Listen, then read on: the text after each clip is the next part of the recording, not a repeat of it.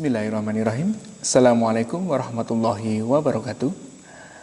Saudara pemirsa Maskis TV dimanapun Anda berada, Alhamdulillahirrabbilalamin, bersyukur sekali kita dapat berjumpa kembali untuk belajar bersama tentang ilmu tahsin. Baik saudara pemirsa, dalam kesempatan kali ini kita sudah sampai pada pelajaran tentang sifat-sifat huruf hijaiyah yang akan disampaikan oleh beliau Ustadz Usman. Nah, seperti apakah sifat-sifat huruf hijaiyah itu? Segera saja kita ikuti penjelasan dari beliau Ustadz Usman. Baiklah saudara pemirsa, mari kita bersama-sama menyimak penjelasan dari beliau Ustadz Usman. Dari kami, Maskis TV mengucapkan selamat mengikuti. Bismillahirrahmanirrahim. Assalamualaikum warahmatullahi wabarakatuh. Berjumpa kembali pemirsa Maskis TV yang dirahmati Allah. Mudah-mudahan kita selalu dalam lindungannya dan mendapatkan karunia, mendapatkan nikmat di setiap langkah kita. Amin ya rabbal alamin. Alhamdulillah, pada kesempatan kali ini kita berjumpa lagi meneruskan bagian-bagian yang terdahulu. Kemarin kita sudah menyelesaikan tentang makharijul huruf. Sekarang kita beranjak pada sifat-sifat huruf. Pada kali ini yang akan kita bahas adalah tentang sifat-sifat huruf hijaiyah. Pada dasarnya sifat huruf hijaiyah itu terbagi ke dalam dua bagian, yaitu sifat mutadhadah dan ghairu mutadhadah. Jadi sifat mutadhadah itu apa? Menurut Syekh Ahmad Al-Jazi dalam kitabnya Al-Qaul Syadid mengatakan bahwa sifat mutadhadah yaitu sifat huruf yang mempunyai lawan. Jadi setiap sifat itu mempunyai lawan sifat lagi. Jadi satu sifat yang sudah tersifati dalam satu huruf tidak mungkin akan berkumpul dalam satu huruf, itu sifat lawannya begitu. Nah, di sini akan kita bahas tentang 5 sifat huruf yang mempunyai lawan. Ya. Langsung saja di papan sudah saya tulis di sini. Yang pertama adalah sifat jahr. Dia mempunyai lawan yang namanya sifat hams. Yang kedua sifat syiddah, lawannya adalah sifat rokhawah. Yang ketiga sifat isti'la, lawannya adalah sifat istifal. Yang keempat sifat itobak, lawannya adalah infitah. Dan yang terakhir adalah sifat idlaq, lawannya adalah ismat. Baik pemirsa yang berbahagia, akan kita bahas satu persatu tentang sifat huruf ini. Dan kalau kita sebutkan huruf apa saja yang tersifati dari masing-masing sifat ini, rasanya sangat banyak sekali sehingga tidak mungkin kita jelaskan satu persatu di sini. Yang jelas dari pengertian dari masing-masing sifat ini nanti akan bisa kita rasakan ketika kita mengucapkan huruf itu, sehingga mengetahui bahwa huruf itu tersifati oleh sifat apa. Yang pertama adalah sifat jahr. Sifat jahr adalah membicarakan tentang nafas. Jadi jahr itu tertahannya nafas ketika mengucapkan huruf itu jahar. Maka ketika huruf itu kena sifat jahar, nafasnya tertahan, tidak ada hembusan nafas yang keluar dari mulut kita. Sebaliknya yang menjadi lawannya adalah sifat hamas. Ini adalah berhembusnya nafas ketika kita mengucapkan huruf hijaiyah itu. Maka dari pengertian sifat jahar maupun sifat hamas, nanti akan kita bisa rasakan huruf-huruf apa saja yang tersifati oleh jahar atau tersifati oleh hamas. Yang jelas, kalau huruf itu sudah tersifati oleh jahar, maka tidak mungkin akan disifati oleh hamas. Itu yang jelas, karena dua sifat ini berlawanan. Ini tertahannya nafas ketika mengucapkan huruf itu, dan yang hamas adalah berhembusnya nafas ketika mengucapkan huruf. Saya contohkan satu huruf, misalnya jim. Jim itu tersifati oleh jahar, maka jim tidak mungkin disifati oleh hamas. Sebaliknya fa tersifati oleh sifat hamas, maka tidak mungkin fa disifati oleh sifat jahar. Begitu sebaliknya. Maka dari sifat-sifat huruf ini akan kita ketahui bahwa setiap satu huruf hijaiyah minimal mempunyai 5 sifat, ya, mempunyai 5 sifat itu minimal. Maksimalnya nanti ada yang sampai 6 dan 7. Maka tidak mungkin kita bahas di sini satu persatu huruf mempunyai sifat apa saja. Yang jelas dari pengertian sifat huruf ini nanti akan kita bisa rasakan ketika kita mengucapkan huruf itu, ini termasuk jahar atau hamas. Begitu. Ya. Untuk yang kedua adalah sifat siddah, lawannya adalah rokhawah.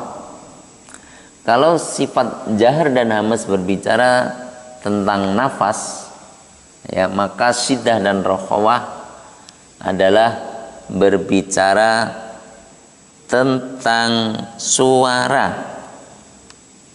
Jadi siddah itu tertahannya suara ketika mengucapkan huruf hijaiyah, sementara lawannya adalah rokhawah, ya, jadi mengalirnya suara ketika mengucapkan huruf hijaiyah.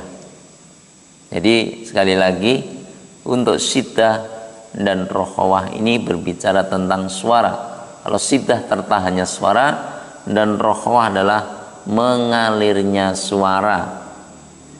Nanti akan kita rasakan huruf-huruf hijaiyah yang mana yang termasuk siddah dan yang mana yang termasuk rokhawah. Yang jelas, kalau huruf itu sudah disifati oleh siddah, maka tidak mungkin disifati oleh rokhawah. Selanjutnya yang ketiga adalah isti'la, lawannya adalah istifal. Lain lagi dengan jahar dan hamas atau siddah dan rokhawahnya. Nomor 3 adalah isti'la, dan istifal ini berbicara tentang posisi lidah.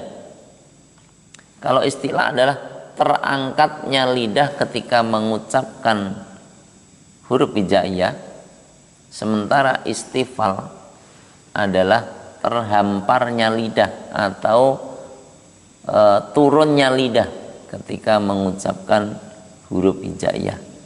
Jadi isti'la ini lidahnya terangkat, ya, dari pangkal lidah sampai ujung lidah.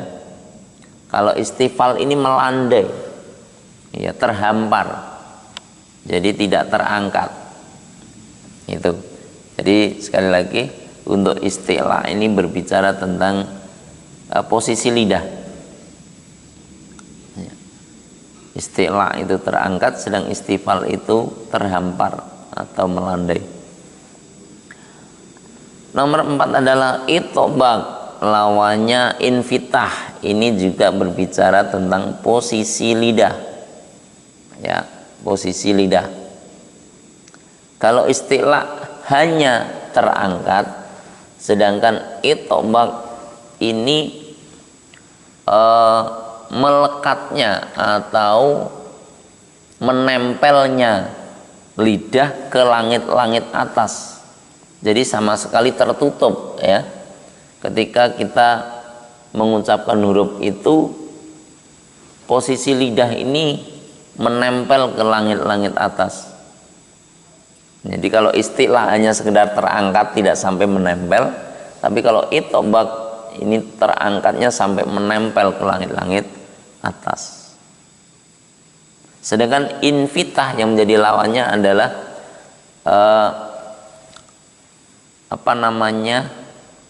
terjadinya rongga ya. Jadi antara lidah dengan langit-langit atas ini terbuka. Jadi terbukanya lidah antara lidah dengan langit-langit atas. Ini infitah. Maka sangat berlawanan sekali ketika idbaq mengucapkan huruf-huruf idbaq ini dengan mengucapkan huruf-huruf yang disifati oleh infitah. Pada kesempatan yang akan datang sedikit banyak akan kita singgung huruf-huruf yang tersifati oleh masing-masing sifat ini, walaupun tidak semuanya, karena kalau kita urai satu persatu banyak sekali. Seperti saya katakan tadi, setiap satu huruf hijaiyah memiliki minimal 5 sifat, bahkan ada yang sampai 6 dan 7 sifat ya, selain mutadzadah ada ghairu mutadzadah nanti. Baik, untuk yang kelima ini yang terakhir adalah idlaq, lawannya ismat. Idlaq ini pengertiannya adalah ringannya suara ketika mengucapkan huruf hijaiyah, karena huruf-huruf itu berasal dari ujung lidah dan 2 bibir ya, jadi bisa kita pahami huruf-huruf yang disifati oleh idlaq adalah huruf-huruf yang berasal dari ujung lidah dan 2 bibir ya.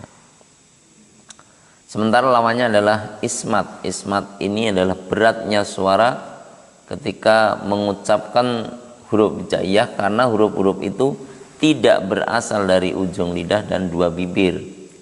Jadi selain dari ujung lidah dan 2 bibir ini pasti disifati oleh sifat ismat yang menjadi lawan dari idlaq. Jadi ini 5 sifat mutadzadah yang bisa kita sampaikan pada kesempatan hari ini untuk mengawali kita mengetahui sifat-sifat huruf hijaiyah yang tadi saya katakan ada pada prinsipnya terbagi menjadi 2 bagian, yaitu sifat mutadzadah, sifat yang mempunyai lawan, dan nanti pada bagian selanjutnya yang kedua adalah sifat ghairu mutadzadah, yaitu sifat-sifat huruf yang tidak mempunyai lawan.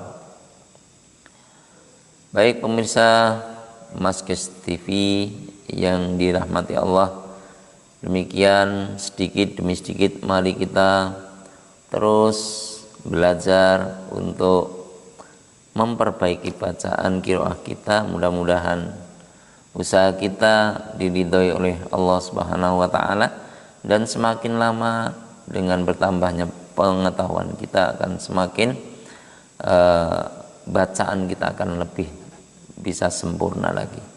Amin ya rabbal alamin. Demikian yang bisa saya sampaikan, mudah-mudahan bermanfaat, dan kurang lebihnya saya mohon maaf. Billahi taufik wal hidayah.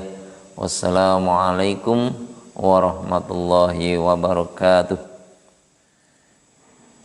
Baik saudaraku pemirsa, demikian tadi sudah kita ikuti bersama pelajaran pada kesempatan kali ini yang disampaikan oleh beliau Ustadz Usman.